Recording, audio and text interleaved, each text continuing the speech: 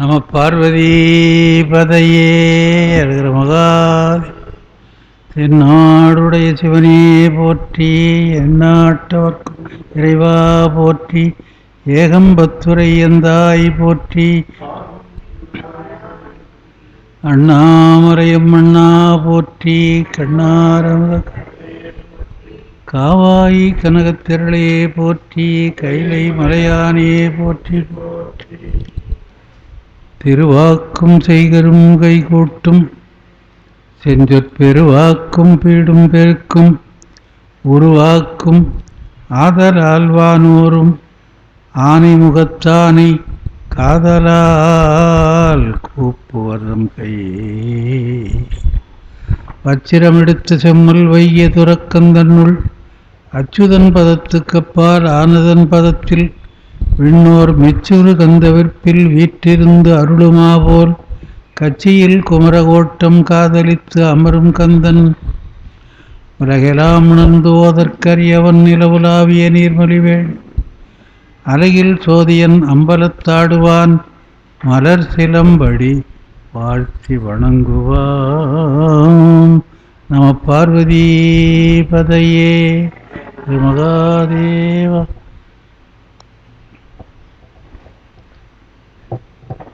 அன்பார்ந்த சிவநேயத்தில் ஒருளே, 4ஆம் திருமுறையை தொடர்ந்து சிந்தித்துக் கொண்டு வருகின்ற வகையிலே இன்றைய நாள் 48வது பதிகமாக இருக்கின்ற திரு ஆப்பாடி என்ற தலத்தை பற்றியும் அங்கிருக்கின்ற சிறப்புகளை பற்றியும் சிந்திக்க இருக்கிறோம். 4ஆம் திருமுறைக்கு அருமையாக உரை எழுதியிருக்கின்ற முத்துசு அவர்கள் இந்த பதிக வரலாறு பெரிய புராணத்தில் குறிப்பிடப்படவில்லைன்னு எழுத்தார். இது எங்கே இருக்குது என்னன்னு பெரிய புராணத்தில் இதுக்கு ஆதாரம் இல்லை. ஆனால் இது 3 பெயரோடு விளங்குகிறது. திரு ஆப்பாடி, ஆக்குடி, சேய்நல்லூர் என்று 3 பெயராலே இந்த ஊர் வழங்கப்படுகிறது. உங்களுக்கெல்லாம் தெரியும். நீங்கள் எதுமா அதுதான் இந்த ஊருக்கே அந்த பேருன்னு ஒரு குறிப்பு வருது. சேய்நல்லூர் கந்தபுராணத்தில் வர்றது.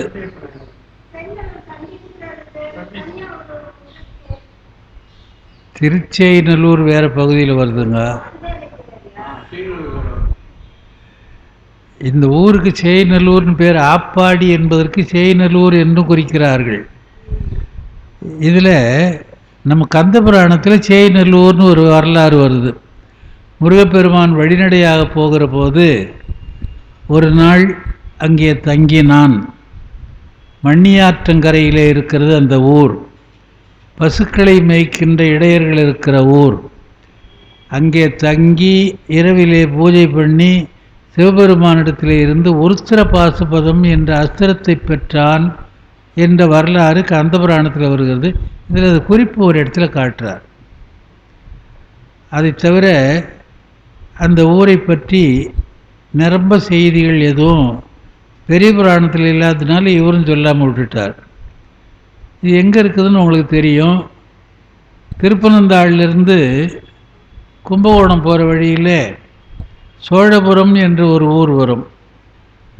அந்த ஊருக்கு சற்று முன்னாலே நாம் இப்படி சாமிமலைக்கு போகிற வழியும் அதுதான். சோழபுரம் தாண்டி போனால் ஒரு பிரிவில் சாமிமலைக்கு உள்ளே போயிடலாம்.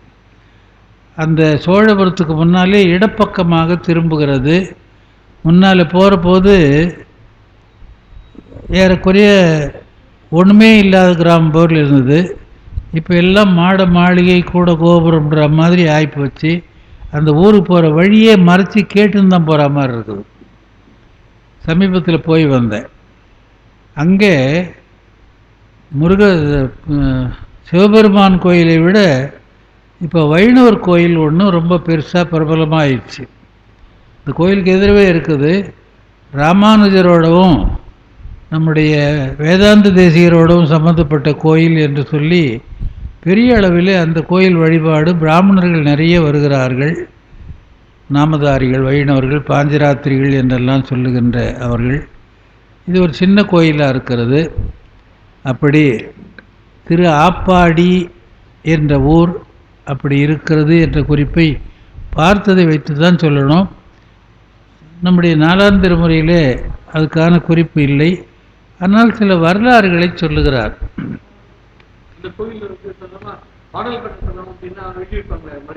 அது அது முன்ன இருந்ததுங்க, இப்போ காணும். அதுவே ஒரு கார் எடுத்துகிட்டு போனோம். செய்யாறுலேருந்து ஒரு இல்லை ஒரு அன்பரோடு ஒரு 4 பேர் போனோம். தேடியும் போய் அது கோயில் பூட்டிகிட்டு இருந்து ஒரு அம்மா வந்து திறந்து காட்டினாங்க. அதை அப்படி ஒரு நிலையில் பார்த்து வந்தோம். அப்போ தான் இந்த கோயில் பார்க்குறீங்களா அப்படின்னு கேட்டார் ஒருத்தர். வேண்டாம் நாங்கள் போகிற நேரம் ஆகும், கோயில் பெருசாக இருக்குது, உள்ளே போனால் அது என்ன சொல்லுவாங்களோ அது என்ன நான் பார்க்குற மாதிரி நமக்கே நேரம் ஆனால் என்ன பண்ணுறதுன்னு நாங்கள் பாட்டுக்கு வந்துட்டோம். அதில் இவர் சொல்கிறார், திரு ஆப்பாடி என்று சொல்லி ஆப்பாடி, ஆப்பனூர், சேய்நல்லூர் என்று 3 வகையாக வருகிறது என்ற ஒரு குறிப்பு இருக்கிறது. சேய்நல்லூர் தான் நம்ம நல்லா தெரியும், உருத்திரபாசுபதம் பெற்ற இடம், கந்தபுராணத்தில் வருகிறது. சேய் என்றால் முருகன், அவன் பூசை பண்ணதுனால சேய் நல்ல பூசை பண்ணதுனால சேய்நல்லூர் என்று குறிக்கிறார்கள் என்றெல்லாம் இலக்கணத்தில் செய்தியில் வருகிறது. ஒரு பாட்டில் இது பதிகம் முழுசாக இருக்குது, 10 பாட்டும் இதில் இருக்கிறது. கடலகம் ஏழினோடும் பவனம் கலந்த விண்ணும் உடலகத்து உயிரும் பாரும் ஒள் அழலாகி நின்று தடமலர் கந்த மாலை தன்மதி பகலுமாகி மடலவிழ் கொன்றை சூடி மண்ணுமாப்படி பாடியாரே. இறைவன் எல்லா பொருளுமாக இருக்கிறான் என்பதுதான் அவனுடைய கருத்து, வேறு ஒன்றும் இல்லை. அதில் கடல் அகம் ஏழினோடும், 7 கடல், உலகத்தில் இருக்கிற கடல், சக்கரவாளகிரி அந்த மலையை சுற்றி இருக்கிற கடல், பெருங்கடல், புறக்கடல் என்றெல்லாம் சொல்லுகின்ற 7 கடல் என்று சொல்லுவோம். அந்த கடல் அகம் ஏழினோடும் என்றால் கடலில் இருக்கிறது நீர், பெருமான் நீர் வடிவாக இருக்கிறான், அதுதான் அதனுடைய பொருள். பவனமும், பவனன் என்றால் காற்று, நீராக இருக்கிறான். அடுத்தது காற்றாக இருக்கிறான். இல்லை, அது பவனம்னு தான் இருக்கணும். புவனம்னா உலகம்னு ஆயிடும். பவனன் என்றால் தான் காற்று. பவனமும் கலந்த விண்ணும், காற்று கலந்த ஆகாயம். ஆகாயத்தையும் காற்றையும் தனியாக பிரித்து பார்க்க முடியாது, விண்ணோடு கலந்து காற்று இருக்கிறது என்பதனாலே பவனமும் கலந்த விண்ணும் என்று சொல்லுகிறார். உடலகத்து உயிரும், உயிர் என்பதுதான் ஏமான நாம் இறைவா என்று மாணிக்கவாசர் சொல்கிறார். எஜமான், இயமான், இயமன். இயமன்னா வேறு ஒரு பொருள் வரும், இறைவன் சொல்கிற போது ஏமன் என்று ஒரு இடத்துல வருகிறது. ஏமானன்னா உடம்பில் இருக்கிற உயிர். பாரும், பார்ன மண்ணு, ஒள் அழலாகி நின்று, இப்போ எல்லாம் சொல்லிட்டு பாருங்க. அழல்னு நெருப்பு, 7 கடல், நீர், காற்று, ஆகாயம், ஏமானன், மண்ணு, நெருப்பு, அதுக்கு மேலே தடமலர் கந்த மாலை தன்மதி பகலுமாகி சூரியன் சந்திரனுமாக ஆகி அட்டமூர்த்தமாம் விமலான்னு சொல்கிறமே, அந்த அட்டமூர்த்தத்துக்கு உரியதை தனித்தனியாக பாடுகிறார். பகலுமாகி மடலவிழ் கொன்றை சூடி மண்ணும் ஆப்பாடியாரே. மடலவிழ் கொன்றை சூடி, அது பாட்டில் இறைவனுடைய பெயர் இந்த குறிப்பாக வருதே தவிர அந்த ஊர் வரலாறு எழுதாததுனால இறைவன் பெயர் கூட கொஞ்சம் சந்தேகத்துக்கு போகுதுங்க. கொன்றை சூடி அது பொதுப்பெயர், கொன்றை மாலை இறைவனுக்கே உரியதாகினாலே அதை சொல்லி முடிக்கிறார். மடலவிழ் கொன்றை சூடி, மடல் அவிழ் இதழ் விரிந்த கொன்றை மலரை சூடி இருக்கின்ற பெருமான் மண்ணும் ஆப்பாடியார், நிலை பெற்ற ஆப்பாடியிலே இருக்கின்ற பெருமானாக இருக்கிறார். என்ன சொல்றார்? எல்லா பொருளுமாக, உலகத்தில் இருக்கிற எல்லா பொருளுமாக இறைவன் இருக்கிறான். அதனால்தான் இல்லாத இடம் இல்லை, எல்லாமாக இருக்கிறான், எங்கும் நிறைந்திருக்கிறான், ஆம்னி பிரசன்ட் ஆம்னி பொடன்ட் என்றெல்லாம் சொல்லுகிறோமே, அந்த செய்தியை சொல்லுகிறார். கடலகம் ஏழினோடும் பவனமும் கலந்த விண்ணும் உடலகத்து உயிரும் பாரும் ஒள் அழலாகி நின்று தடமலர் கந்தமாலை தன்மதி பகலுமாகி மலர் கந்த மாலை, கந்தம் என்றால் வாசனை, மணமுடைய மாலையைச் சூடி தன்மதி பகலுமாகி மடலவிழ் கொன்றை சூடி மண்ணு மாப்பாடியாரே. ஆப்பாடியில் இருக்கிற பெருமான் எல்லா பொருளிலுமாக இருக்கிறான். அவன் இல்லா தானல்லாத உலகமில்லை, சகமல்லாத அடிமை இல்லை என்று தேவாரத்தில் ஒன்று வரும். எல்லா பொருளுமாக இருப்பதனாலே அவனை விலக்கி பார்க்க முடியாது. எல்லாவற்றோடும் உள்ளறை பொருளாக இருந்து உள்ளே கலந்திருந்தவனாக இருந்து இருக்கிறதுனாலே அப்படி சொல்லுகிற போது அவர் எல்லா பொருளுமாக இருக்கிறார் என்பதை தனித்தனியாக இதில் சொல்லுகிறார். நிலம், நீர், கடல், அழல், காற்று, ஆகாயம், நிலவு, சூரியன், இயமானன் ஆக 8 பொருளில் இதிலே சொல்லப்படுகிறது.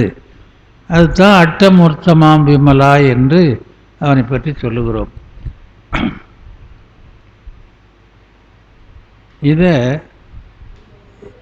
தாண்டகத்தில் அப்பர் சுவாமி சொல்கிறார். இருநிலனாய் தீயாகி நீருமாகி.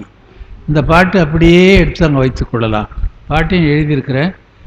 இருநிலனாய் தீயாகி நீருமாகி இயமானனாய் எரியும் காற்றுமாகி அருநிலைய திங்களாய் ஞாயிறாகி ஆகாசமாய் அட்டமூர்த்தியாகி பெருநலமும் குற்றமும் பெண்ணும் ஆணும் பிறவுருவும் தம்முருவும் தாமேயாகி நெருநலையாய் இன்றாகி நாளையாகி நிமிர் புன்சடி அடிகள் நின்றவாறே என்று நின்ற திருத்தாண்டகத்தில் அப்பர் சொல்லுகின்ற செய்தி இந்த பாட்டில் அப்பர் இது மாதிரி சொல்கிறார்.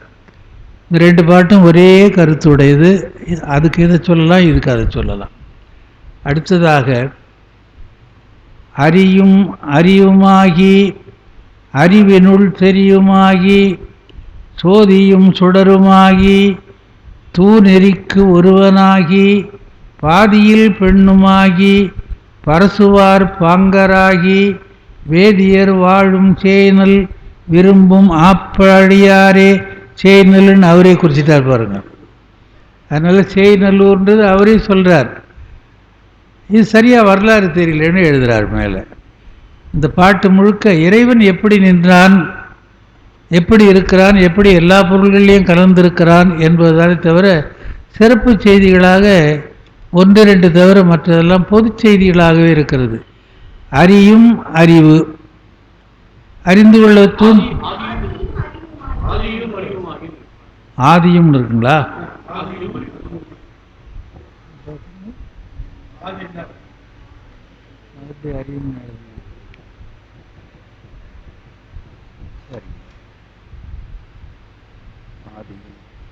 ஆதினா தோற்ற முதல், எல்லாவற்றுக்கும் முதலாக ஆதியும் அந்தமும் இல்லா அரும்ப ஜோதி என்றெல்லாம் சொல்கிறோம்ல.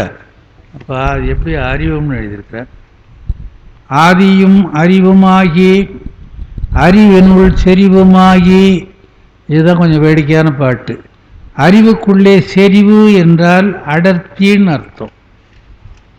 செறிந்து இருக்கிறதுனா நெருங்கி இருக்கிறது, அடர்த்தியாக இருக்கிறது என்று அர்த்தம்.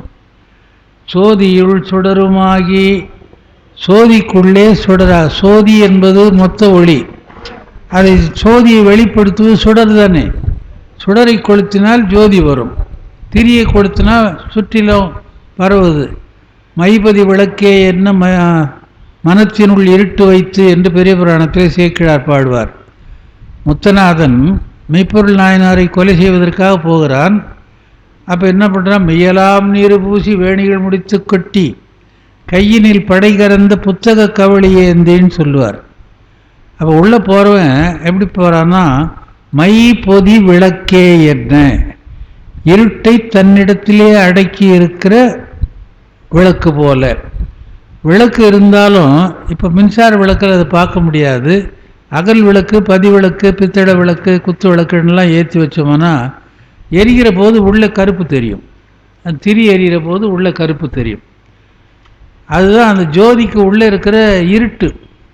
அந்த இருட்டு இருந்தால் அதை மீறி ஒளி வருகிறது. அந்த இருட்டு உள்ளே இருக்குது, அது இல்லாமல் இருக்காது.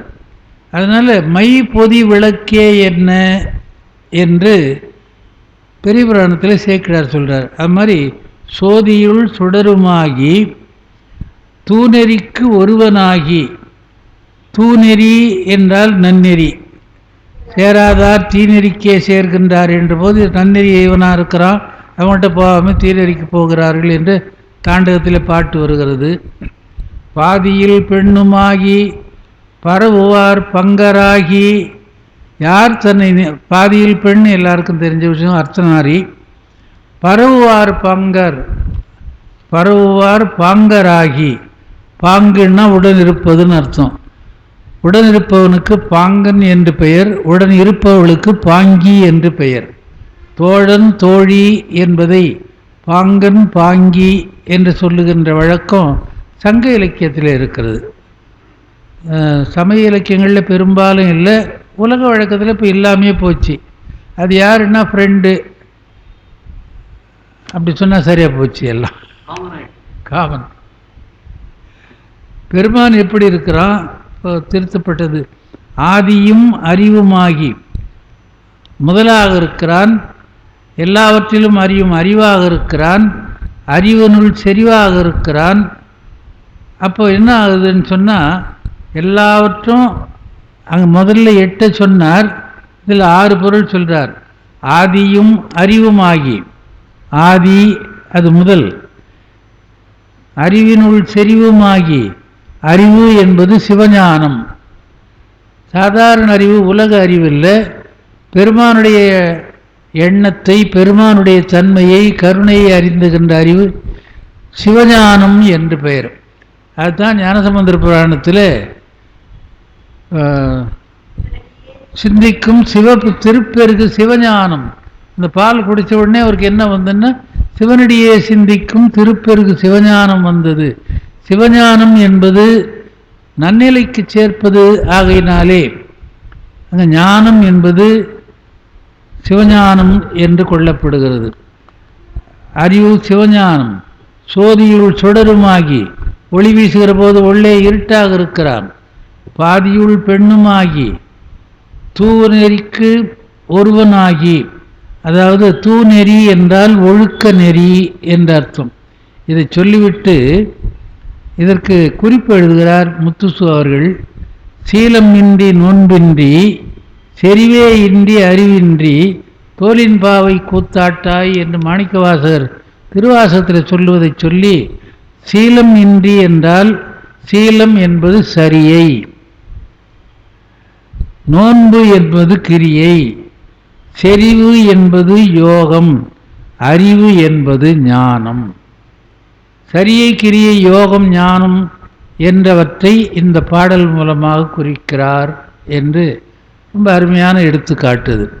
பாட்டை நல்லா படிக்கிறோம் நம்ம. சீலம் இன்றி நோன்பின்றி, செறிவே இன்றி அறிவின்றி, தோலின் பாவை கூத்தாட்டாய் அப்படின்னு படிக்கிறோம்.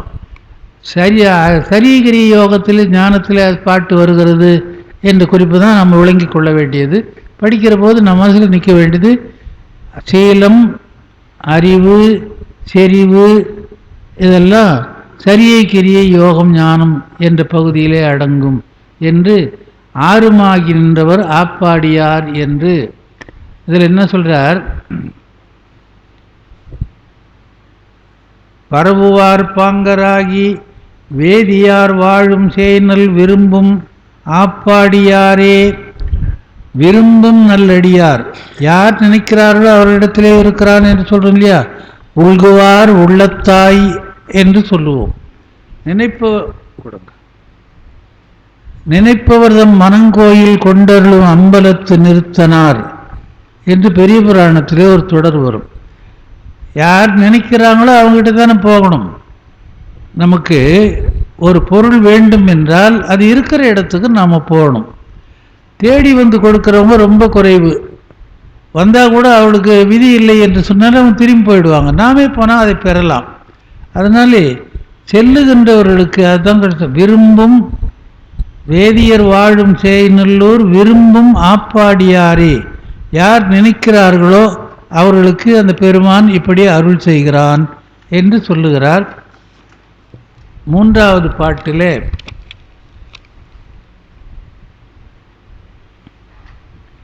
எண்ணுடை இருக்குமாகி இருக்கினுள் பொருளுமாகி பண்ணொடு பாடல் தன்னை பரவுவார் பாங்கராகி கண்ணொடு நெற்றியாகி கருதுவார் கருதலாகா பெண்ணொரு பாகமாகி வேணும் ஆப்பாடியாரே. எல்லாம் பெருமான் எந்த அளவில் இருக்கிறார் தான், வேறு செய்தியே கிடையாது. பெருமான் எப்படி இருக்கிறான், என்ன தன்மையில் இருக்கிறான், என்னவாக இருக்கிறான், நினைக்கிறவங்களுக்கு அவன் எப்படி அருள் செய்கிறான் என்பதுதான். எண்ணுடை இருக்குமாகி, எண்ணுதல் என்ற அர்த்தம். எண்ணப்படுகின்ற இருக்கு, இருக்கு என்பது ரிக்வேதம். அதாவது முதல்ல வேதம் மூன்றாகத்தான் இருந்தது என்று ஒரு செய்தி இருக்கிறது. பின்னாலே அது நான்காகப்பட்டது. ரிக், யஜுர், சாமம், இந்த மூன்று வேதம்தான் முதல்ல. கந்தபுராணத்தில் ஒரு இடத்துல சொல்கிறார், வேதம் திரையி, வேதம் மூன்று என்று சொல்லுகிறார். அப்போ எப்படி நாலு ஆச்சு அப்படின்னா, மூன்று வேதங்களிலேயும் இருக்கின்ற துதிக்கின்ற செய்திகள், மந்திர செய்திகள், இறைவனை வணங்குகின்ற செய்திகள், இதையெல்லாம் பிரித்தெடுத்து அதர்வண வேதம் என்று மூணுலேருந்து பிரித்து எடுத்து நாலாவது ஆக்குனாங்க. 3 ஊர் கட்டி வச்சிருந்தா கொஞ்சம் கொஞ்சம் எடுத்து நாலாவது ஆக்குற மாதிரி அதர்வண வேதம் என்பது தெய்வங்களை வழிபடுகின்ற மந்திரத்தை சொல்லுகின்ற வேத நூல். இதில் இறைவனுடைய தன்மை, அவனுடைய உபசரிக்கின்ற தன்மை, கருணை, உயிர்களுக்கு இறங்குவது, உயிர்களுக்கு அருள் செய்வது, பகைவர்களை கெடுப்பது போன்ற எல்லா செய்திகளும் வரும். அதர்வண வேதத்திலே கடவுள்களை துதிக்கின்ற மந்திரங்கள் மட்டும் இருக்கும். அது பிரித்த பின்னாலே சதுர்வேதம் என்று சொல்லி, சதுர் என்றால் 4, சதுர்த்தி, சதுர்த்தசி என்றெல்லாம் பார்க்குறோம். சதுர்வேதம் என்று சொல்லி அதற்கு ஏற்றாற்போல ஒரு செயலை சொல்லி, வேதம் 4 மெய்ப்பொருளாவது நாதன் நாம நமச்சிவாயவே என்றெல்லாம் படிக்கிறோம். அந்த 4 வேதங்களையும் 4 முகம் மூலமாக பிரம்மன் சொல்லுகிறான் என்று ஒரு செய்தி பின்னாலே சேர்க்கப்பட்டது. இப்போது திருவோத்தூர் என்ற ஊர் உங்களுக்கு தெரியும். செய்யாறு என்பது இன்றைக்கி பஸ்லெல்லாம் எழுதி, திருவத்திபுரம், திருவத்தூர்ன்றது பெரும்பாலும் எழுதுறதில்லை. கோயில் இருக்கிற ஊர் அதுதான் பழைய ஊர், அது திருவோத்தூர். திருவத்தூர் திருவத்தூர்னு சொல்லுவாங்க, திருவோத்தூர்னு சொல்லணும். ஓத்து என்றால் வேதம்னு அர்த்தம். சிதறி கிடந்த வேதங்களை பெருமான் அருள் செய்த காரணத்தினாலே, எல்லாருக்கும் உபதேசம் பண்ணதுனாலே ஓத்து செய்த இடம் ஓத்தூர், திரு அடைமொழியில் திருவோத்தூர். அங்கே இருக்கிற பெருமானுக்கு வேதபுரி பெருமான் என்று பெயர். வேதபுரி, அதே வேதம் திருக்கழுக்குன்றத்தில் இருக்கிறது. வேதமே அங்கே மலை வடிவாக இருக்கிறது. அதனால் இதுக்கு வேதகிரின்னு பேர். திருக்கழுக்குன்றத்தில் பேர் வைக்கிறவர்கள் வேதகிரி என்று பெயர் வைப்பார்கள். திருவத்தூரில் பெயர் வைக்கிறவர்கள் வேதபுரி என்று பெயர் வைப்பார்கள். அதே மாதிரி பெருநகர் என்ற ஊர் நமக்கு தெரியும். காஞ்சி புராணம் 2ஆம் காண்டத்தில் முதல் காண்டம் 2ஆம் காண்டம் 2 இருக்குது, உங்களுக்கு தெரியும். சிவஞான முனிவர் எழுதிருந்து சில எல்லைகளோடு நிறுத்தி கொள்ளுகிறார். கச்சியப்ப முனிவர் எழுதின போது மாகரல் முதலிய தலங்கள், பெருநகர் முதலிய தலங்கள் எல்லாம் காஞ்சி புராணத்தில் வந்து காஞ்சிபுரத்தில் இருக்குதுன்னு வருது. அதில் 22 படலம் என்று ஒரு படலம் இருக்கிறது. அதில் பெருநகரை சொல்லுகிறார். பெருநகரில் சிதறி கிடந்த வேதத்தை அவரும் சொன்னார். அதனால் அவருக்கு பிரம்மபுரி ஈஸ்வரர், பிரம்மபுரி ஈஸ்வரர் ஓதுவார் கூட ஒருத்தர் பிரம்மபுரி ஈஸ்வரர், பிரம்மபுரி அப்படின்னு வருவார் பெருநகரில் இருந்து. அதே ஊருக்காரர். அந்த ஊரில் தான் ஒரு பெரிய பாரத பிரசிங் இருந்தார், பிரமீச முதலியார் அப்படின்னு. அவர் இறந்துட்டார். இப்போ அவங்களாம் ரொம்ப வயசானவங்க, இருக்க மாட்டாங்க, இப்போ இருக்கக்கூடாது, இருக்க வேண்டிய நான் வயசு இல்லை அவங்களுக்கு. அந்த ஊரில் பிறக்கிறவங்க பிரம்மபுரி என்று பேர் வைப்பார்கள். பிரம்மபுரீசன் பிரம்மபுரி என்று பெயர் வைக்கிற வழக்கம் உண்டு. அந்த மாதிரி முதல்ல வேதம் திரையி எனப்பட்டு சதுர்வேதம் என்று பின்னாலேயானது. அது சொல்கிறார், என்னுடைய இருக்குமாகி இருக்கினுள் பொருளுமாகி வேதத்தின் பொருளாகி வேதமாக இருக்கிறான், வேத வித்தாக இருக்கிறான், வேத கோவணர், வேத ஆடையர், வேத பாதுகையினர் என்றெல்லாம் எல்லாமே வேதமாக இருக்கிறது, வேதமே இறைவனாக இருக்கிறான் என்பதனால சொல்லுகிறார். பண்ணொடு பாடல் தன்னை பரவுவார் பாங்கராகி, மேலே சொன்னார் எண்ணுகின்றவர் பாங்கராக இருக்கிறார் சொன்னார். இங்கே பரவுவார் பாங்கராகி, பரவுதல் என்றால் வழிபடுதல். யார் வழிபடுகிறார்களோ பக்கத்தில் நிற்கிறான். இப்போ ஒரு நண்பரை நினைக்கிறோன்னா எப்போ வேணாலும் கூப்பிடுப்பா நான் வரேன் அப்படின்னு சொல்லுவார். அவர் ஒதுக்கிட்டால் அவர் வந்து போகணுன்ற அவசியம் இல்லை, தேவை இருக்குதுன்னு அவருக்கு தெரியாது. யார் தன்னை நினைக்கிறார்களோ அவர்களுக்கு உதவுவது இறைவனுடைய வேலை. நான் வேடிக்கையாக எத்தனை தடவை சொல்லியிருப்பேன் இந்த கதையெல்லாம்.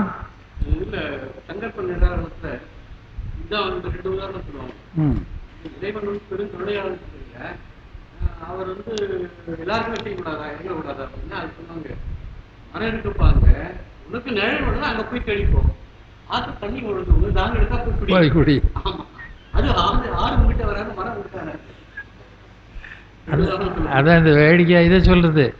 மரத்துலேருந்து கீழே விழறான் ஒருத்தன். அப்போ அம்மையப்பர் பார்க்குறாங்க, அம்மான்னு கூப்பிட்டா நான் போய் காப்பாற்றுறேன், அப்பான்னு கூப்பிட்டா காப்பாற்றுறேன்னா ஐயோ. அந்த மாதிரி நினைக்காத போது வரவதில்லை. அதனால் சொல்கிறாருங்க, பரவுவார் பாங்கராகி கண்ணொடு நெற்றியாகி. இதை கொஞ்சம் மாற்றி சொல்கிறார், நெற்றி கண் உடையவர் என்ற அர்த்தம். கண்ணோடுடைய நெற்றியை உடையவராகி, கருதுவார் கருதலாக நினைப்பவர்கள் நினைக்க முடியாத அளவுக்கு பெண்ணொடு பாகமாகி, பெண்ணொரு பாகம், மாதொரு பாகம், மாதொரு கூரன், இதெல்லாம் வேணும் ஆப்பாடியனாரே ஆப்பாடியாரே. எண் என்பது எண்ணப்படுவதுன்னு அர்த்தம், கணக்கு என்று அர்த்தம். முதல்ல கணக்குகளை இருக்கு வருகிறது, அது சொல்கிறார். அதனால் கருதுவார் கருதலாக பெண்ணொரு பாகமாகி என்பதை உண்மை ஞானிகள் அறிவார்கள், ஞானமற்றவர்கள் அறிய மாட்டார்கள் என்று ஒரு குறிப்பு எழுதுகிறார். ஏன்னா உலகமே ஆண் பெண் மயமானது, உலகுக்கெல்லாம் தாய் தந்தையாக இறைவனும் இருக்கிறார். சாத்திரங்களை தான் சொல்கிறது. திருக்கழித்துப்படியாரில் முதல் பாட்டு ஞாபகத்துக்கு வரல, அம்மையோடு அப்புறம் அம்மையப்பரே உலகுக்கு அம்மையப்பர் என்று வருவதனாலே உலகம் ஆண் பெண்ணுமாக இருக்கிறது, அது தனித்தனியாக இருக்கிறது என்றில்லை, ரெண்டும் சேர்ந்ததாக இருக்கிறது. இதை அறிகின்றவர்கள் அறிவார்கள். அம்மையப்பரே உலகுக்கு அம்மையப்பர் என்று அறிக. அம்மையப்பர் அப்பரிசே வந்து அருள் செய்வர். அதுதான் தேட போறீங்களா? அதே மாதிரி சில நேரத்தில் இப்படி தான் ஸ்ட்ரக் ஆகி போகுதுன்றாங்க, அது மாதிரி. அதனால பெண்ணொரு பாகமாகி பேணும் ஆப்பாடியாரே. யார் அப்படின்னா கருதுவார் கருதலாகா, நினைப்பவர்களாலே கூட இப்போ இது எப்படி முடியும் என்று எண்ண முடியாத அளவுக்கு இருக்கின்ற உயர்ந்த தன்மையுடையவராக இருக்கின்ற ஆப்பாடியார் இருக்காக இருக்கிறார், வேதமாக இருக்கிறார், கருதுகின்றவர்கள் உள்ளத்திலே இருக்கிறார், நெற்றிக்கண் உடையவராக இருக்கிறார் என்றெல்லாம் சொல்லுகிறார். இன்னொரு பாட்டு கூட வரும், திருச்செம்பன்பள்ளி என்ற ஊர், செம்பனார் கோயில் சொல்லுவாங்க. தந்தையும் தாயுமாகி தானவன் ஞானமூர்த்தி.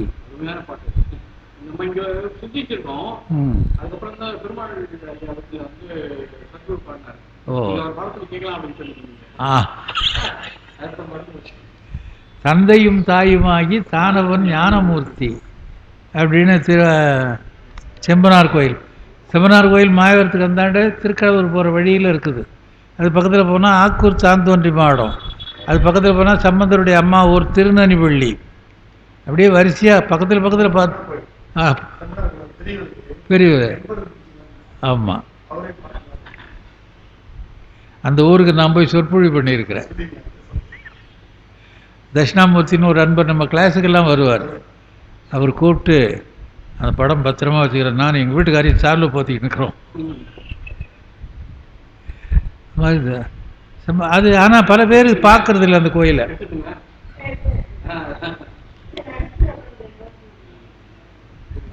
பல பேர் அந்த கோயிலை பார்க்கறதில்ல. ஏன்னா போகிற மெயின் ரோடில் உள்ளே போய் ஒரு சந்து திரும்பி வரணும். அப்படி இருக்கிறதுனால கோயில் தெரியல. செம்பனார் கோயில் அப்படின்னு பெயர்பட திருச்செம்பன் பள்ளினாலும் ஏதோ கொஞ்சம் தேவார நினைவு வரும். செம்பனார் கோயில் போட்டதுனால அது வர்றதில்லை. அப்படி தந்தையும் தாயுமாகி அம்மையப்பரே உலகுக்கு அம்மையப்பர் என்பது போல் ஞானசமுத்திரம் அங்கே பாடுறார். தந்தையும் தாயுமாகி தானவன் ஞானமூர்த்தி அப்படின்னு சொல்கிறார். அதுக்கு அடுத்தது அண்டமாய் எதுங்க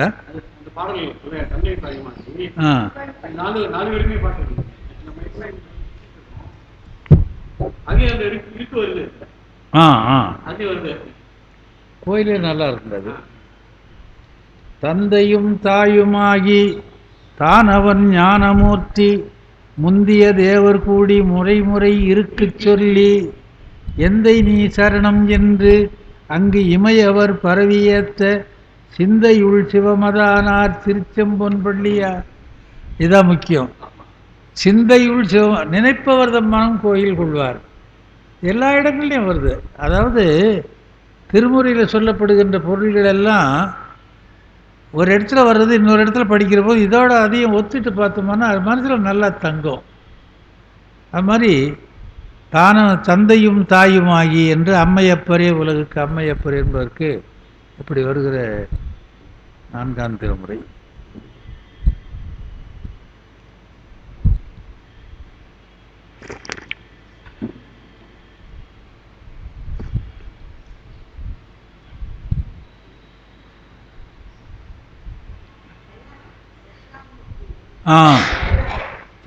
தென்னவன் தான் போடுவார். இல்லை அவர் இல்லை.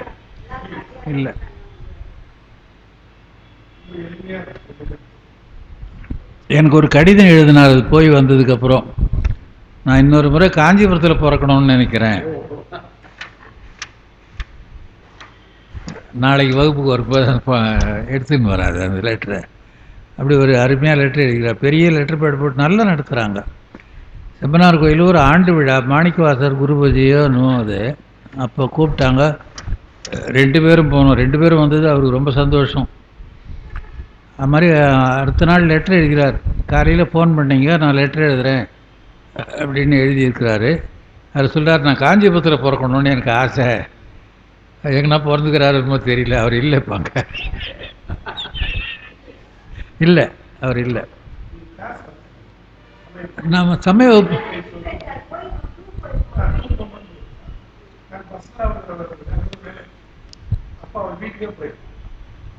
அது ஒரு மூலையில் ஒரு வீடு.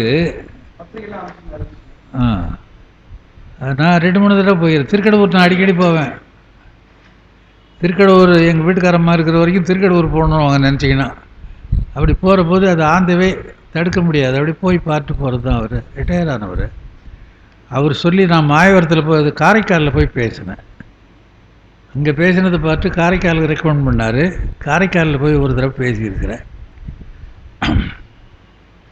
அண்டமாய் அமரர் கோமான் ஆதி எம் அண்ணல் பாதம் கொண்டவன் குறிப்பினாலே கூப்பினன் தாபரத்தை கண்டவன் தாதை பாய்வான் காலரை எரியக் கண்டு தண்டியார்க்கு அருள்கள் செய்த தலைவர் ஆப்பாடியாரே.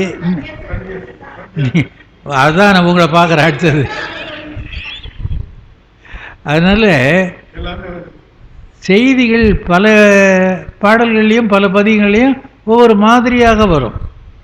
அதாவது இப்போ அடுத்தது குறுக்கை வீரட்டன, திருக்குறுக்கை வீரட்டன் தான் நாளை பொறுத்து சொல்ல போகிற பகுதி. அதில் தாவர மணலால் லிங்கம் அப்படின்னு வருது. கீழ் தாவர மணலால் லிங்கம் அம்மாவே சொல்லலாம். நீங்களே இங்கே உட்காந்து சொல்லலாம். அதுவும் ஒரு நாளைக்கு வந்துடும். பாட்டு வரும்போது விளக்கம் என்ன இருக்குது? பாட்டு வராது எத்தனை பட்டு பட்டு குட்டு குட்டு வாங்கியிருக்கிறோம். அதாவது ரொம்ப செய்திகளை திரும்ப திரும்ப சொன்னாலும் சுவையான செய்திகளாக இருக்கிறதுனால தான் திருமுறைகளெல்லாம் நிலைத்து நிற்கிறது. அண்டமார் அமரர் கோமான் அண்டம் ஆர் என்றால் உலகம் முழுதும் நிறைந்த ஆறுதல் நிறைதல். அண்டமார் இந்த அவனி முழுக்க நிறைந்த அமரர் கோமான். அமரர் கோமான்னா சிவபெருமான் அர்த்தம். தேவர் தலைவன். தேவர் தலைவன் இந்திரனுக்கும் பேர். ஆனால் பொதுவாக சொல்கிற போது சிவபெருமானை குறிக்கும். அது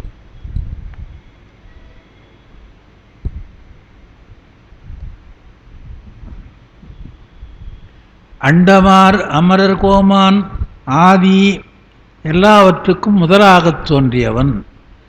எம் அண்ணல் எங்களுக்கெல்லாம் தலைவனாக இருக்கிறவன். பாதம் கொண்டவன் குறிப்பினாலே திருவடி தோய நிலந்தோய நடக்கிற காரணத்தினாலே பூப்பினாள் தாபரத்தை. தாபரம் என்றால் லிங்கம். ஏன் லிங்கத்தை மணலாலே செய்தார்கள் என்று சொன்னால் எல்லாவற்றுக்கும் ஆதாரமாக இருக்கிற பொருள் மண் ஒன்றுதான். மண்ணின்றேல் எதுவும் கிடையாது. நெருப்பு இருக்குது, தனியாக எரியாது, மண்ணில் வச்சு தான் எரிய வைக்கணும். நீர் மண்ணில் தான் தங்கணும். காற்று வந்தால் உலவுகிற இடத்துக்கு மண் விசாலமாக இருக்கணும். அது வெளியிலே தங்குற இடம் ஆகாயம். இந்த பஞ்சபூதங்களிலே முதல் தலமாக ஆதித்தலமாக ஆதிபூதமாக இருப்பது பூமி ஆகையினாலே அந்த சிவலிங்கத்தை மணலிலே பிடித்தார்கள். நம்ம ஊர் வரலாறு அது எல்லாருக்கும் தெரிஞ்சது. கம்பா நதி. கம்பா நதி எங்கே இருக்குன்னு தெரியுமில்ல உங்களுக்கெல்லாம்? அந்த குளம் இருக்குது, கோபுர வாசலுக்கு பக்கத்தில் இருக்கிற குளம். அப்போ ஓடிய ஆறு குளமாக தங்கி விட்டது. இப்போ பங்குனி உத்திர திருப்பணம் என்னம்மா தண்ணி நிற்கலை. அதில் முன்னெல்லாம் தண்ணி நிறைய இருந்தது. இப்போ நாமெல்லாம் போகிறதுனால தண்ணி காட்ட மாட்டேன்னு போயிடுது. பங்குனி உத்திர திருவிழாவில் அந்த பத்திரிகையில் போடுற போது கம்பா நதியில் தவம் என்று தான் சொல்லுவார்கள். கம்பா நதியில் திருமணம் என்று போடுவார்கள். அதுதான் கம்பா நதி. அங்கே தான் மணல் லிங்கம் பிடித்து வழிபட்டாள் என்ற செய்தி வருகிறது. ஆதியம் அண்ணல் பாதம் கொண்டவன் குறிப்பினாலே கூப்பினான். இப்போ சண்டேசர் எப்படி செய்தார் என்றால் இறைவன் உள்ளிருந்து உணர்த்துகிறான். கொண்டவன் என்றால் நம்மை ஆட்கொண்டவன், உலகப் பொருள்களை எல்லாம் தன்னதாக கொண்டவன், எல்லாவற்றையும் முழுமையாக ஆளுடையவன். அவனுடைய குறிப்பினாலே கூப்பினான் தாபரத்தை. கூப்புதெல்லாம் சேர்க்கறது தானே, மணல் லிங்கத்தை சேர்க்கிறது. கூப்பினான் தாபரத்தை. கண்டவன் தாதை பாய்வான் கால் அறை எரிய கண்டு தண்டியற்கு அருள் செய்த தலைவர் ஆப்பாடியாரே. இந்த வரலாறு எல்லாருக்கும் தெரியும். இதில் ஒரு கேள்வி கேட்டு அதுக்கு பதில் சொல்லுவார்கள். மணலில் பாலை அவருக்கு அவங்க அப்பாவுக்கு விசார சர்மர், அவருக்கு இவன் மணலில் ஊற்றுறான்னு எண்ணம். பிடிச்சி பாலெல்லாம் ஊரார் போய் இப்போ கம்ப்ளைண்ட் பண்ணாங்க. மாட்டை மேய்க்கிறேன்னு ஓட்டின்னு போகிறான், பையன் என்ன பண்ணுறான்னு தெரியுமா, மாட்டு பாலெலாம் கறந்து மண்ணில் ஊற்றிங்கிறான். அதனால் எங்கள் வீட்டுக்கு வந்தால் அந்த பால் சரியாக கறக்க மாட்டேன்னுது என்று சில பேர் அவரிடத்திலே புகார் செய்தார்கள். அதைத்தான் மறைந்து கொண்டிருந்து ஒரு மரத்தின் மேலே ஏறி அது தடைத்ததோர் ஆத்தியின் கீழ், ஆத்தி மரத்துங்கீழே தான், அந்த மரத்து மேலே தான் இருந்து பார்க்குறாரு அவர். இவர் கறந்து ஆட்டலை, ஆனால் கறந்து ஆட்டேன்னு வருது. பால் தானாக சொரிகிறது. அதாவது கம்பர் ஒரு காட்சியை சொல்லுவார். குளத்தில் எருமைகள்லாம் போய் நீராடுதான். நீராடுற போது அந்த குளத்தில் வரால் மீன்கள் பெரிதாக இருக்கிறதாம். அது துள்ளி குதிக்கிற போது எருமையினுடைய மடிக்காம்பு அதில் போய் முட்டுதான். இது ஏறி வெளியே வருது. உள்ளே குளிக்கிற போது தண்ணியில் மூழ்கி இருக்கிற போது அந்த எருமை என்ன பண்ணுது, நம்ம கண்ணுக்குட்டி முட்டுறாப்புலுக்குது அப்படின்னு பால் சொரியுதான். அதாவது மோட்டு வரால் கன்றென்று வீட்டு வரை பால் சொரியும் முட்டுவரால் கன்றென்று மோட்டெருமை வாவி புக முட்டுவரால் கன்றென்று வீட்டு வரை பால் சொரியும் வெண்ணெய் நல்லூர் அப்படின்னு எழுதுறார். மோட்டெருமை மோட்டெருமைன்னா பருத்த எருமை வாவி புக குளத்துக்கு போக முட்டு வரால் அந்த குதிக்கிற மீன் வரால் மீன் அதில் முட்டுற போது கன்று என்று கன்று நினச்சி வீட்டுக்கு வருதான் கன்று குடிக்கணுமே அப்படின்ட்டு அப்படியே வழியேற பால் சொரியுதான். வீட்டு வரை பால் சொரியும் வெண்ணெய் நல்லூர் அப்படின்னு எழுதுவார். அந்த மாதிரி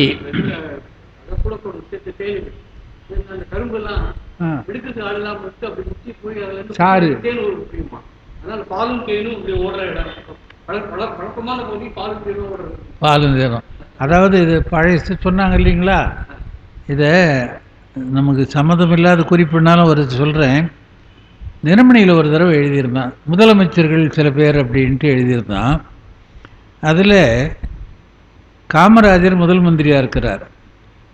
அப்போ சி சுப்பிரமணியம் நிதியமைச்சராக இருக்கிறார். கேரளாவிலேருந்து தண்ணி வேணும் அப்படின்னு பேசுகிறாங்க. ஒரு நாள் காமராஜர் சுப்பிரமணியத்தை கூப்பிட்டாராம். அது என்னாச்சு அந்த தண்ணி விவகாரம் அப்படின்னு கேட்டாராம். பேசிக்கிட்டு இருக்கிறாங்க அப்படின்னாராம் சுப்பிரமணியம். யார் பேசிங்கிறது அப்படின்னா, அதிகாரிகள்லாம் பேசுகிறாங்க, அதிகாரிகள் மட்டத்தில் நடக்குது. அவனுக்கு என்னையா, அவன் 58 வயசு வரைக்கும் பேசுவான், நாம் சம்பளம் கொடுக்க போகிறோம், நாம் 5 வருஷத்துலேயே போயிடுமே, நம்ம என்ன செய்யிட்டு போகிறோம் அப்படின்ட்டு, டேய் அந்த ஃபோன் எடு. அப்போ நம்பூதிரிப்பாடு இஎம்எஸ் நம்பூதிரிப்பாடு அங்கே முதல் மந்திரியாக இருக்கிறார். அவருக்கு ஃபோன் பண்ணாராம். என்னப்பா நல்லா இருக்கிறீங்களா, நீங்களும் நானும் ஜெயிலில் இருந்து ஞாபகம் இருக்குதா, ஜெயிலில் இருக்கிற போது என்ன பண்ணோம், நம்ம நாடு சுதந்திரத்துக்காக போராடணும், அப்போ ஜெயிலுக்கு போகணும். ஜெயிலில் போன போது என்ன பண்ணோம், சுதந்திரம் பெற்றால் நாட்டில் தேனும் பாலும் ஓடுன்னு சொன்னோம். ஓடுதா இப்போ? ஓடலையே. சரி, அந்த தண்ணி கேட்டேன் என்னாச்சு, நீ நான் காங்கிரஸ்காரன், நீ கம்யூனிஸ்டுக்காரன், கட்சி வேறு இருந்தாலும் நாடு ஒன்று தானே, நீ தண்ணி அனுப்பு, நான் மின்சாரம் அரிசியும் கொடுக்குறேன்னாராம். மேட்ரே முடிஞ்சு போச்சு. அதாவது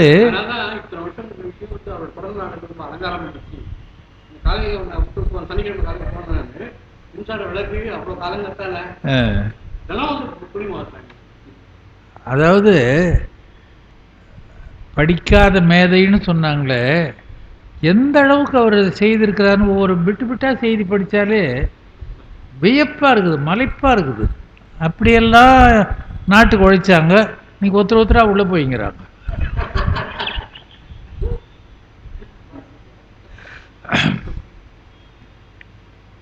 அண்டமார் அமரர் கோமான் அம்மா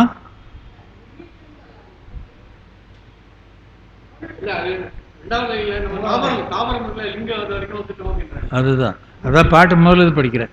அண்டமார் அமரர் கோமான் ஆதியம் மண்ணல் பாதம் கொண்டவன் குறிப்பினாலே கூப்பினான் தாபரத்தை மண்லிங்கத்தை சேர்த்து வைத்தார். கண்டவன் தாதை பாய்வான், பாய்வான் என்றால் கோபித்து சினந்து சொல்லுவான் அப்படின்னு அர்த்தம். அப்போ தானே வேகம் வரும், சினம் வந்தால் வேகம் வரும். பாய்வான் கால் அற எரிய கண்டு தண்டியார்க்கு அருள்கள் செய்த தலைவர் ஆப்பாடியாரே. அதாவது அருள்கள் என்றுதான் எங்கே ஒருனாலும் வரும், பல இடங்களில் சொல்லியிருக்கிறேன். அதில் என்ன சொல்ல வந்தேன்னா, அப்போ சொன்னது இப்போ மறுபடியும் ஞாபகத்துக்கு வருது. ஒரு காலால் தானே எட்டி உதச்சான், 2 கால் ஏன் எரிஞ்சார், 2 காலை ஏன் வெட்டணும் அப்படின்னு கேட்குறாங்க.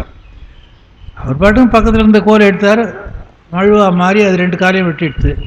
அதாவது குற்றம் செய்தவனை விட குற்றம் செய்தவனுக்கு துணை போனவனுக்கு தான் அதிகமாக தண்டனை கொடுக்கணுமா. அவன் இல்லைன்னா அவன் செய்ய மாட்டானா. அந்த கால் ஊனலைன்னா இவன் எட்டி உதைக்க மாட்டான். ஊன்றிய கால் அது, உதைத்த கால் இது. உதைத்த கால் தண்டனைக்குரியது, தண்டனைக்கு தூண்டியது உதவியது அந்த கால். ஆகையினால 2ம் போச்சு என்று குறிப்பு எழுதுவார்கள். அதுபோல் தாதை பாய்வான் காலரை எரிய கண்டு தண்டியார்க்கு அருள்கள் செய்தார் தலைவர் ஆப்பாடியாரே. சிந்தையுள் தெளிவுமாகி தெளிவினுள் சிவமுமாகி வந்த நற்பயனுமாகி வானுதல் பாகமாகி மந்த மாம்பொழில்கள் சூழ்ந்த மன்னித்தென் கரையில் மன்னி. அந்த மண்ணியார் இங்கே வருது பாருங்க. மன்னித்தென் கரையில் மன்னி அந்தமோடு அளவிலாத அடிகள் ஆப்பாடியாரே. சிந்தையுள் தெளிவு, குழப்பத்தை நீக்குவது இறைவன் ஒருவன்தான். இறைவனுடைய எண்ணம் வந்தால் சிந்தை தெளியும். தெளிவித்து என்றே பல இடங்களில் வரும். தெளிவுமாகி தெளிவினுள் சிவமுமாகி, அந்த தெளிகிற போது என்ன ஆகுது? மனத்திலே இறைவனை பற்றிய எண்ணம் வருகிறது. எல்லாம் வல்ல கடவுளே தேவதேவே என்று பாடுவார் தாய்மானவர். எங்கே போய் சுற்றினாலும் முடியறது அவங்கள்ட்ட தான். அவர் ஒரு பாட்டில் பாடுறார், நான் ஏன் அவனுக்கு பூஜை பண்ணணும்? நீ தானே என்னை பண்ண சொல்கிற, அதனால் நான் பண்ண அது அரை பூஜை தானே அப்படின்றார். அதாவது பண்ணேன் உனக்கான பூஜை, உனக்கு நான் பூஜை பண்ண மாட்டேன்.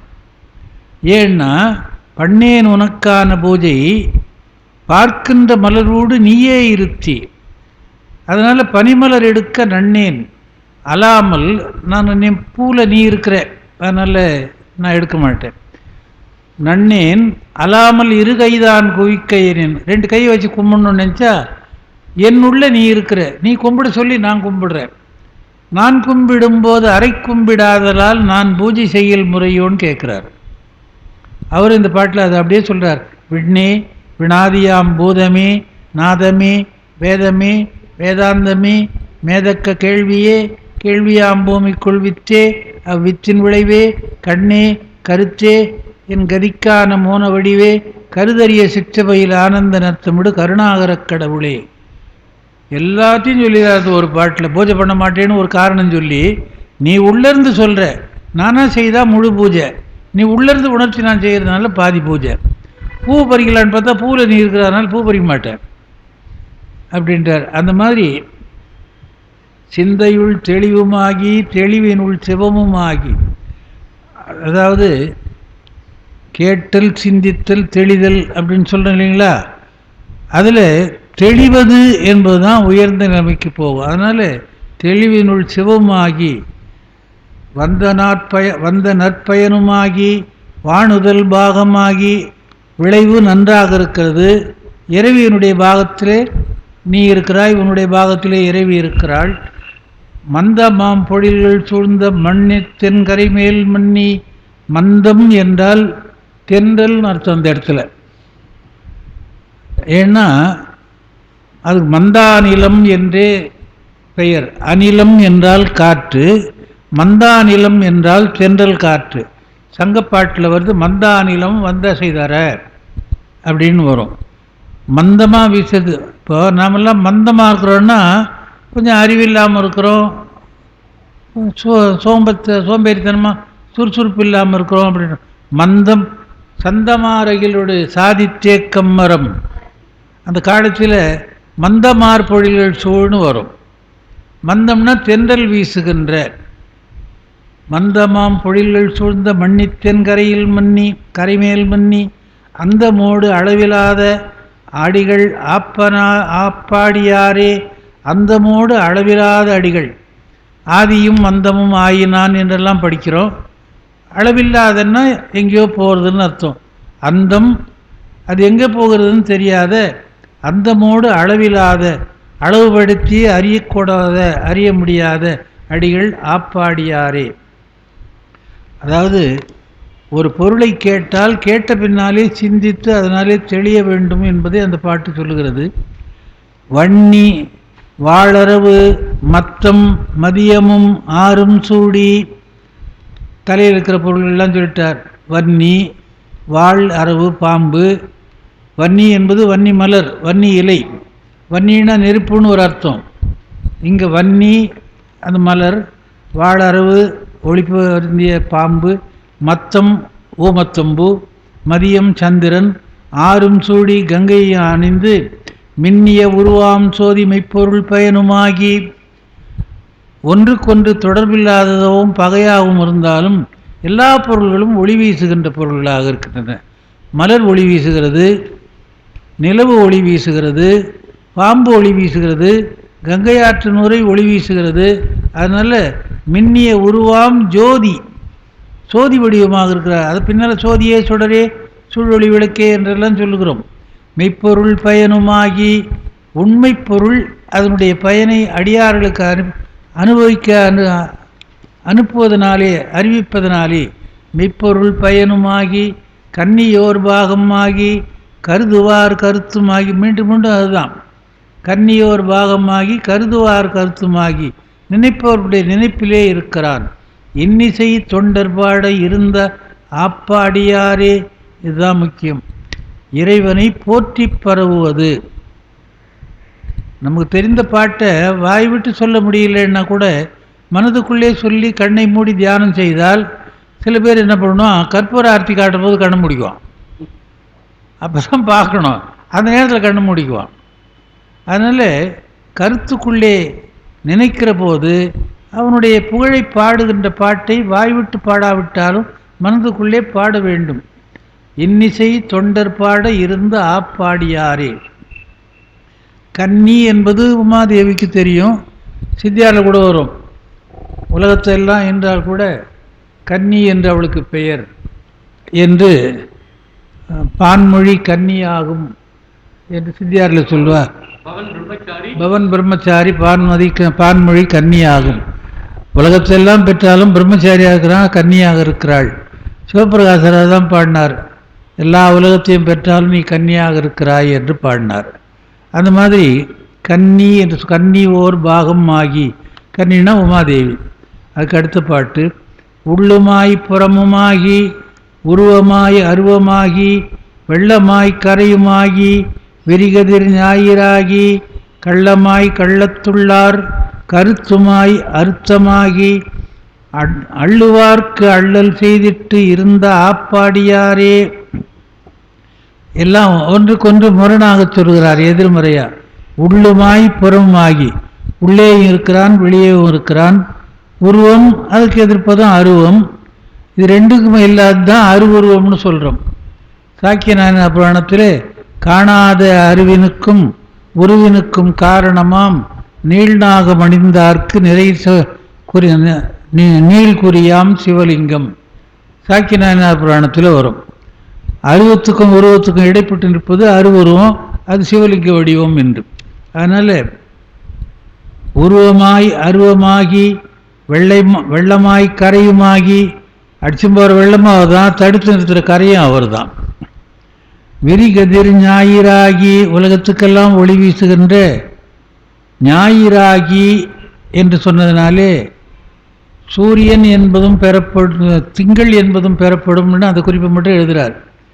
ஏன்னா ரெண்டுத்தையும் சொல்லிட்டு வந்தாரா, உள்ளும் புறம்னா. ஞாயிறுனா திங்கள் சொல்லணும்ல, அதனால் ஞாயிறாகி என்பது திங்கள் என்பது பெறப்படும் என்று அங்கே குறிப்பு எழுதுகிறார். கள்ளமாய் கள்ளத்துள்ளார் கருத்துமாய் அர்த்தமாகி, இறைவன் நாம் நினைக்காமல் போனாலும் நம் உள்ளத்தில் இருக்கிறான். அதனாலே உள்ளத்துக்குள்ளே கறந்து நின்ற கல்வனேன் என்று தேவாரம் பாடுகிறது. அதனால் கள்ளமாக உள்ளத்துக்குள்ளே இருக்கிறார். கருத்தமாய் அர்த்தமாகி, கருத்தினுடைய பொருள். ஒரு மனசில் ஒரு எண்ணம் வருது, இதுக்கு என்ன அர்த்தம் அப்படின்னு நாமே சிந்திக்கிறோம். அப்படி ரெண்டுமாக இருக்கிறான்.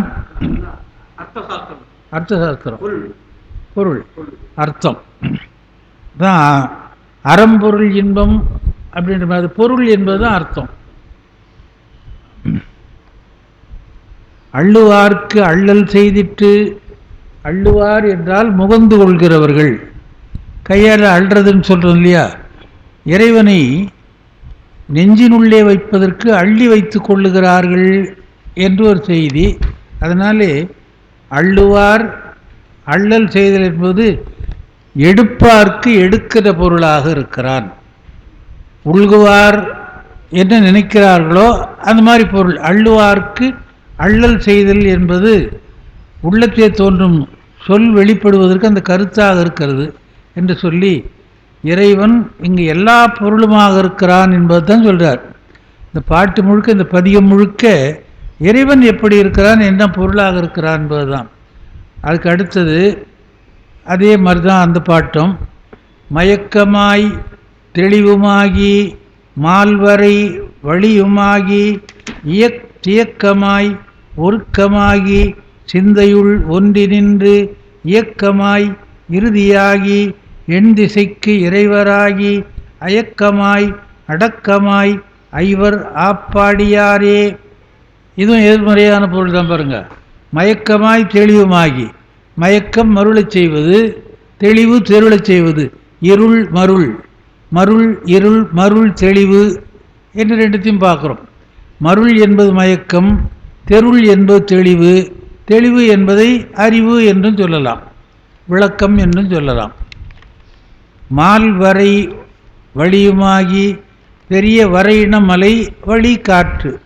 கண்ணுக்கு தெரியாது காற்று, கண்ணுக்கு பெருசாக தெரியறது பெரிய மலை. தியக்கமாய் ஒருக்கமாகி, தியக்கம் என்பது தியங்குதல், தயங்குறான் அப்படின்றாங்களே, இயக்கம். அது நடைபெறுவது, அசைவது என்று அர்த்தம். இயங்குதல் அசைவுன்னு அர்த்தம். ஒருக்கம் என்றால் ஒன்றுபட்டிருப்பது, அசையாத உட்காந்து மௌனமாக யோகமாக உட்கார்ந்துருக்கிறதுக்கு ஒருக்கம் என்று பேர். ஒருக்கம் என்பதுதான் ஒடுக்கம் என்று சொல்லுகிறோம். சிந்தையுள் ஒன்றி நின்று, அதுதான் சொல்றார், மனத்துக்குள்ளே நிலைத்து நின்று இயக்கமாய் இறுதியாகி இயங்குகின்ற பொருளாகி.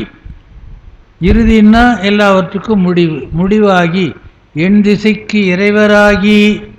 அட்டத்திற்கு பாலகர்கள் என்று வைத்து 8 திசைக்கும் 8 தெய்வங்கள் என்று வைத்தாலும் எல்லாமாக இறைவனிருந்து இயக்குகிறான். அதனால் எண் திசைக்கு இறைவராகி. நான் அடிக்கடி சொல்லுவேன், திருவண்ணாமலையில் கிரிவலம் வரும்போது 8 லிங்கத்தையும் பார்க்கலாம் என்று. அது மாதிரி எண் திசைக்கு இறைவராகி இவராலே நிறைவுப்பட்டவன் தான். அவங்களா வந்து தானாக உட்காந்துக்கல. இந்திரனை கிழக்கு பக்கத்தில் இருன்னு சொன்னார், இந்த பக்கத்தில் அக்னி இருன்னார், யமனை இருன்னார், நிறுத்தப்பட்டவர். அதனால் எண் திசைக்கு இறைவராகி அயக்கமாய் அடக்கமாய ஐவர் ஆப்பாடியாரே. அயக்கம் என்பது வடமொழி சொல், நோயின் அர்த்தம் அயக்கம். இயக்கம் அதற்கு எதிர்ப்பதும் அடக்கம், அயக்கம், நோயின்மை.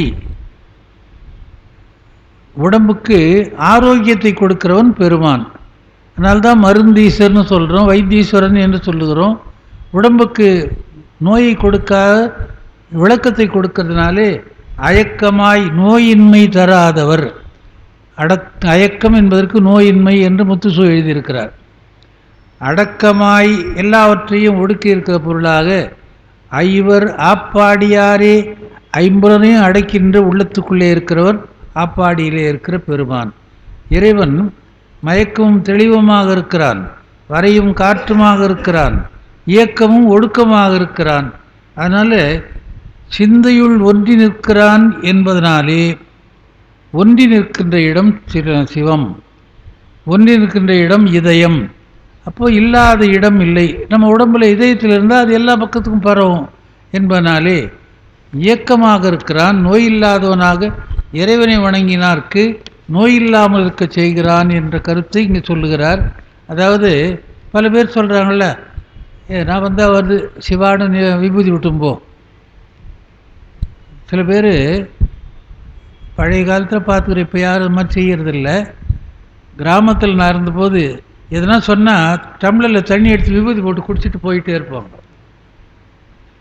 அது மாதிரி ஒரு நம்பிக்கை. நமக்கு நோய் தீர்க்கிறத விட நம்பிக்கை தான் நோயை நிறைய தீர்க்கும், மருந்து தீர்க்கிறத விட. அது மாதிரி இறைவனுடைய நம்பிக்கையோடு இருந்தவர்களெல்லாம் நன்றாக வாழ்ந்தார்கள். அதான் ஒரு நாள் ஒரு யூடியூப்பில் ஒன்று கேட்டேன். இல்லைன்னு சொல்கிறதுக்கு வாதமே வேண்டாம், இருக்குதுன்னு சொன்னால் தான் வாதம். சரியா போச்சு. இருக்குதுன்னா அதுக்கு இடம் சொல்லணும், ஆள் சொல்லணும், உருவம் சொல்லணும். அதனால் இல்லைன்னு சொல்லிட்டு போனால் சரியாக போச்சு. அதுக்கு அடுத்தது 9வது பாடல். ஆரெழல் உருவமாகி அண்டம் 7 கடந்த எந்தை பேரொளி உருவினானை பிறமனும் மாலும் காணா சீரவை பரவியத்த சென்றடி வணங்குவார்க்கு பேரருள் அருளிச் செய்வார் பேணும் ஆப்பாடியாரே. முதல்ல சொன்ன கருத்து தான், எல்லாமே திரும்ப திரும்ப அதே தான் வருது. 6 அழல் உருவமாகி அண்டம் 7 கடந்த எந்தை பேரொளி உருவினானை. இதில் ஒரு செய்தி என்னென்னா, அடிமுடி தேடிய செய்தி இது. திருமாலும் பன்றியாய்ச் சென்றுணராச் சேவடி அன்னமாய் விசும்பு பறந்து அயன் தேட அங்கனே பெரிய நீ. அவன் மேலே பறந்து போனான், இவன் கீழே மண்ணை அகழ்ந்து போனான், ரெண்டு பேராலையும் பார்க்க முடியவில்லை. ஆறழல் உருவம் என்றால் நிரம்பிய உருவம், நிரம்பிய நெருப்பு கிட்ட அண்ட முடியாதது. அதனால அண்டமாய் அவனியாகி என்று கூட ஒரு பாட்டு வரும். எல்லா பொருளுமாக இருக்கிறோம் அண்டத்தை கடந்து ஏழ தப்பாலாய் என்று ஒன்று வருது. அதனாலே இந்த ஒளி என்று இங்கே சொல்லுகிறது ஆர் அழல். ஆர்னா நிறைந்த. ஆர் என்ற சொல்லுக்கு விகுதி என்று ஒரு பொருள், தந்தை தந்தையார், மகன் மகனார், அதுவும் ஒரு ஆறு தான். ஆர்னா நிறைந்த அப்படின்னு அர்த்தம். ஆர்னா ஆத்தி மாலை. இப்போ ஆத்தி அந்த பூ நமக்கு தெரியல, கொன்றை பார்க்குறோம் கேட்குறோம், இதெல்லாம் இளமையிலே நமக்கு பிள்ளைகளுக்கு சொல்லி வைக்கிற மாதிரி. ஆத்திச்சூடி ஆத்தி சூடி இச்சு கிடையாது அங்கே. ஆத்தி சூடி அமர்ந்த தேவனை ஏற்றி ஏற்றி தொழுவோம் யாமி. சின்ன வயசில் முதல் பாட்டு இது பசங்களுக்கு சொல்லி கொடுக்குறது. கொன்றை வேய்ந்த செல்வன் நடியினை என்றும் ஏற்றி தொழுவோம் யாமி. ஆத்தி சூடின்ற நூல், அதுக்கு பாட்டு ஆத்தி சூடி அமர்ந்த தேவனை ஏற்றி ஏற்றி தொழுவோம் யாமி. அந்த பாட்டுக்கு விளக்கம் என்னான்னு தெரியாது. அப்போ அவன் படித்து வச்சுக்கிறான், மேலே போகிறப்போ தானாக தெரிஞ்சுக்கிறான். கொன்றை வேய்ந்த செல்வன் அடியினை என்றும் ஏற்றி தொழுவோம் யாமி. கடவுளை வணங்குன்றதை முதல்ல சொல்லி கொடுத்துட்றாங்க. 10 வயசுக்கு மேலே நீதி நூலே போதிக்க முடியாது. 5 வயதுக்குள்ளே தொடங்கணும், 10 வயது வரைக்கும் அந்த லைனில் போயிட்டுருக்கணும். அப்படி போனால் தான் அது தெரியுமே தவிர 10 வயதுக்கு மேலே நீதி போதனை என்று வைத்தால் அவன் மனம் வேறு பொருள்களாலே உள்ளே நிரப்பப்பட்டு இருக்கிறது. இந்த நீதி அவனுக்கு உள்ளே செல்லாது. அதனால்தான் சின்ன வயசுலேயே செய்தார்கள், சொன்னார்கள், சொல்லி கொடுத்தார்கள். இப்போ நீ எதனா பண்ண, அவன் ஃபெயில் ஆனாலும் கூப்பிட்டாலும் பாஸ்போர்ட் வை அப்படின்னு சொல்லிட்டு வந்துட்டோம். தேவையில்லாத வேலையை செய்து அதுக்கு என்ன காரணம் சொல்கிறாங்கன்னா, ஃபெயில் ஆகிட்டான்னு அவனை விட்டு அவன் கொள்ளையடிக்கிறதுக்கெல்லாம் போவானோ. அதனால் அவனை படிக்க வச்சு போடணுமா. பாஸ்போர்ட் வச்சு அவன் படிப்பானோ. பணம் இல்லையா, நான் கட்டுறேன் வா.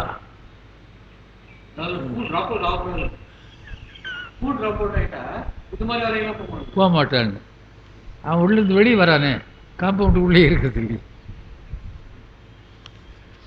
அதனால் ஆறழல் உருவமாகி அண்டம் ஏழு கடந்த எந்தை ஏழண்ட தப்பாலான் இப்பாச்சம்பற் புனத்தகத்தார் போதினுள்ளான் காலத்தி தொண்டர் இனத்தகத்தான் ஏழண்ட தப்பாலான் இப்பாச்சம்பர் புனத்தகத்தார் நறுங்குன்றை போதினுள்ளான் பொறுப்பிடையான் நெருப்பிடையான் காற்றின் உள்ளான் கனத்தகத்தான் கைலாயத்து உச்சி உள்ளான் காலத்தியான் அவன் என் கண்ணுளானே. எல்லா பாட்டும் அதுதான் சொல்லுது, திரும்ப திரும்ப அதுதான் வரும். அண்டம் ஏழு கடந்த எந்தை பேரொளி உருவினானை பிரமனும் மாலும் காணா சீரவை பரவியேற்ற. சீர் என்பது சிறப்பு, அதாவது சிறந்த பண்புகள், இறைவனுடைய உயர்ந்த குணங்கள், அதையெல்லாம் சொல்லி ஏற்ற வழிபட சென்றடி வணங்குவார்க்கு பேரருள் அருளி செய்வார் பேணும் ஆப்பாடியாரே. அளவிறந்த அருள். பேரருள் என்றால் அளவிடற்கரியது, அளக்க முடியாத பெருங்கருணை, அதுதான் பேராது நின்ற பெருங்கருணை பேராரே என்று சொல்லுகிறோம். அப்படி இறைவனை பரவி ஏற்றினால் அவர் அருள் செய்வார் என்று சொல்லுகிறோம். அண்டம் ஏழு கடந்த எந்தை அப்படின்னு முதல்ல சொல்கிறார். அதுதான் நம்ம திருவம்பாவில் பிடிக்கும். பாதாளம் ஏழினும் கீழ் சொற்கழிவு பாதமலர். ஏழு கடந்த அந்தை போதார் புனை முடியும் எல்லா பொருள் முடியுமே என்று. அதனால் உருவத்தில் ஒளி வடிவமாக இருக்கிறதுனாலே சோதியே சுடரே சூழொளி விளக்கே என்றெல்லாம் சொல்கிறோம். அதனால் அவன் பேரொளி உருவினான், அவன் புகழை பாடினால் எல்லா அருளும் செய்வான் என்று சொல்லி சிறந்த பண்புகளை மட்டும் பார்க்க வேண்டும். அது பண்புகளுக்குள்ளே, அதாவது ஒரு பொருளுக்கு எப்போவுமே 2 அர்த்தம் இருக்கும். சில நேரங்களில் நம்ம மனம் என்ன பண்ணுது, நல்லதை விட்டுட்டு தீயதை பற்றுகிறது. அதுதான் பன்னாட புத்தின்னு சொல்லுவாங்க முன்னெல்லாம். அந்த வழக்கமே இப்போ இல்லை. பன்னாடை என்பது தென்னை மரத்திலேயும் பனை மரத்திலேயும் இடையில் இருக்கிற வலை பின்னப்பட்டது போல் இருக்கிற ஒரு உறுப்பு. அது மேலே ஏறவன் என்ன பண்ணுவான், மரத்தில் ஒரு மட்டையை வெட்டிட்டு அதை பன்னாடை பிச்சுக்குவான். அதை ஏன் பிச்சுக்கிறான்னு சொன்னால், அது மேலே இருக்கிற கல் அதுக்கு பானையில் அந்த கொலையை அரிஞ்சு பானையை கட்டி வச்சுருப்பான். அதில் ஒழுகிறத சொட்டு சொட்டாக இந்த பானையில் வந்து சேரும். அது இனிப்பு. அந்த இனிப்பை சாப்பிடுவதற்கு ஈ, எறும்பு, வண்டு முதலியவையெல்லாம் வரும். ஒரு 20 மரத்துக்கு ஏறுவான். ஒரு மரத்தில் அந்த பன்னாடையை பிச்சுக்குவான். அங்கேருந்து வந்து கீழே பெரிய பாதத்தை வச்சு இந்த பன்னாடையை மேலே வச்சு அது மேலே அதை ஊற்றுவான். அது உள்ளே இருக்கிற கொசு, வண்டு எல்லாம் இதில் நின்றுடும். நல்ல பொருள்லாம் கீழே போயிடும். அதுதான் பன்னாடை புத்தி. நல்லதெல்லாம் கீழே விட்டு கெட்டதை பிடிக்கிறது. அதனால் ஒரு பொருளுக்கு ரெண்டு அர்த்தம் இருக்கலாம். ஒரு சொல்லுக்கு நல்லதை நாம் கொள்ள வேண்டும் என்பதனால்தான் இதில் என்ன சொல்கிறார், சீர் அவை அப்படின்னு சொல்கிறார். சீரவை பரவி ஏத்த, சிறந்த கொள்கைகளை பரவி நாம் ஏற்றினால், சொல்லி வழிபட்டால் அவர் அருளி செய்வார் என்று சொல்லுகிறார். அதுக்கடுத்தது, தின்திரள் அரக்கன் ஓடி சீ கையிலாயந்தன்னை எண்திரள் இளனுமாகி எடுத்தலும் ஏழை அஞ்ச விண்திரள் நெறிய ஊன்றி மிக கடுத்து அலறி வீழ பண்திரள் கேட்டுகந்த பரமர் ஆப்பாடியாரே. திண்திரள் அரக்கன் ஓடி. திண்மை என்றால் உறுதி, திரள் என்றால் வலிமை. திண்திரள் அரக்கன்னா உறுதியும் வலிமையும் உடையவன். அது என்ன உறுதி என்ன வலிமை என்ன என்றால், செய்த காரியத்தை இறுதி வரையிலே செய்ய வேண்டும் என்பது உறுதி. செய்வதற்குரிய வேண்டிய ஆற்றல் திறன். அதனால் திண்திரள் அது வலிமை. திண்திரள் அரக்கன் ஓடி சீ கைலாயந்தன்னை எல்லாருக்கும் தெரிஞ்சதுதான். எண்திரள் இளனுமாகி மேலே சொன்னார். திரள் என்றால் வலிமை. இவனுக்கு எண்ணப்படுகின்ற திரள் இருக்கிறதா என்று சொன்னால் இல்லை. ஏன்னா எடுக்க வேண்டியது தானே. பெருவிரல் ஊன்றுகின்ற போது அவன் அலறி துடிக்கிறான், அழுகிறான் என்று சொன்னால் அப்போ வலிமை இல்லைன்னு அர்த்தம். அவன் அடிக்கிறன் பாடுறான்னு போய் அவன் அடிக்கிற போதே அவன் தடுக்கிறான்னு சொன்னான். எதிர 2 பேர் பேசுகிற போது ஒருத்தனை அடிக்க போகிறான், அவன் தடுக்கிறான். அவன் தடுக்கிற வழியே இவனால் தாங்க முடியலன்னா அப்புறம் இப்படி அடிக்கிறது. அதுபோல் எண்திரள் இளனுமாகி, எண்ணி பார்த்து பெருமை கொள்ளுகின்ற வலிமை இல்லாதவனாகி எடுத்தலும், கையை வச்சு எடுத்துட்டான் 20 கை இருக்குதுன்ட்டு. ஏழை அஞ்ச, ஏழை என்றால் பெண். ஏழை பங்காளனையே பாடையில் ரொம்பாவாய் என்று வரும். ஏழை என்றால் செல்லும் இல்லாதவன் என்பதுதான் இன்னைக்கு இருக்கிறது. ஏழை என்றால் பெண் என்ற அர்த்தம். அதில் சில இடங்களில் ஏந்திழை என்று வரும். அந்த இடத்துல ஆபரணங்களை அணிந்த பெண் என்ற அர்த்தம். அது மாதிரி சீரிழை, ஆயிழை என்றெல்லாம் பெண்களை குறிக்கிற இடத்துல இழை என்று வரும். அதனால் ஏழை என்பது பெண். ஏழை அஞ்ச பார்வதி தேவியானவள் நடுங்க விண்திரள் நெறிய ஊன்றி. விண்திரள் பெருமானுக்கு இருக்கின்ற ஆற்றல் எப்படிப்பட்டது என்று சொன்னால், ஆகாயம் அளவுக்கும் போகின்ற பெருவலி. இறைவனை காட்டிலும் வலிமையுடையவர்கள் யார் இருக்கிறார்கள்? அதனால் விண்திரள் நெறிய ஊன்றி மிக கடுத்து அலறி வீழ. மிக கடுத்து, கடுத்தல் என்றால் கோபித்தல்னு அர்த்தம். ரொம்ப கோபம். ஏன்னா பெருமாட்டி அஞ்சி பெருமானை தழுவிக்கொள்ளுகின்ற போது அவளை காப்பாற்ற வேண்டும் என்ற எண்ணம், அரக்கனுக்கும் பாடம் புகட்ட வேண்டும் என்ற எண்ணம்.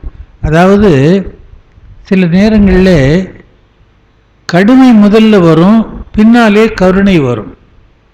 எல்லா மதத்திலையும் சொல்கிறாங்க.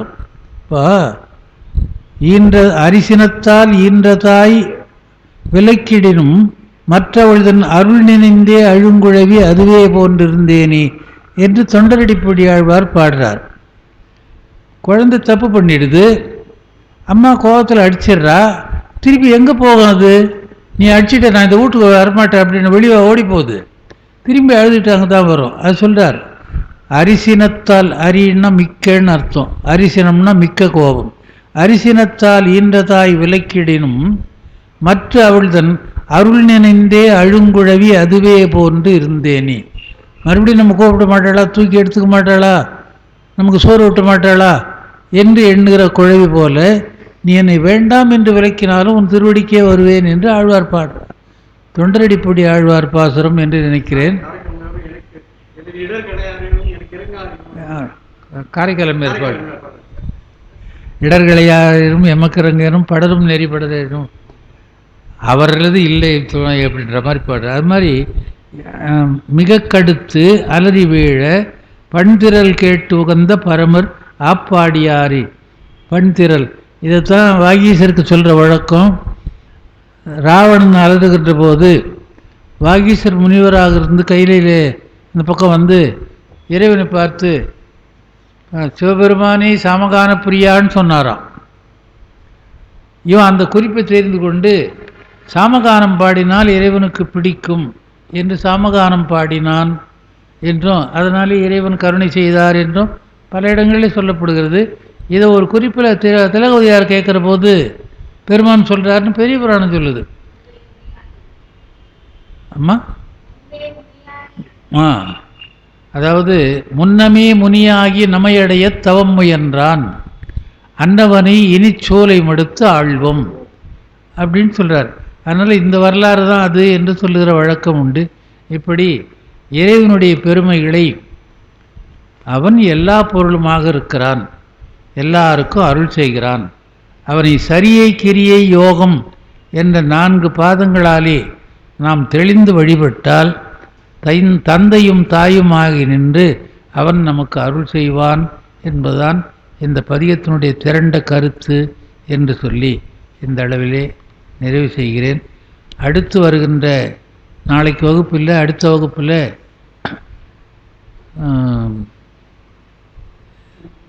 என்ன பாட்டு? திருக்குறுக்கை வீரட்டம். அதில் 10 பாட்டு. அடுத்து திருக்குறுக்கை வீரட்டம்னு ஒரு பதிகம் வருது, அதில் 2 பாட்டு. அந்த 2 பாட்டு இருக்குது. அதனால் அந்த 12 பாடல்களை அடுத்த வகுப்பிலே சிந்திக்கலாம் என்று சொல்லி திருவருளுக்கு நன்றி சொல்லி வாய்ப்பளித்த அறக்கட்டளை நிறுவனர் அவர்களுக்கும் இருந்து கேட்ட பெருமக்களாய் உங்களுக்கும் என்னுடைய பணிவான வணக்கத்தை சொல்லி நிறைவு செய்கிறேன். நம பார்வதி பதையே.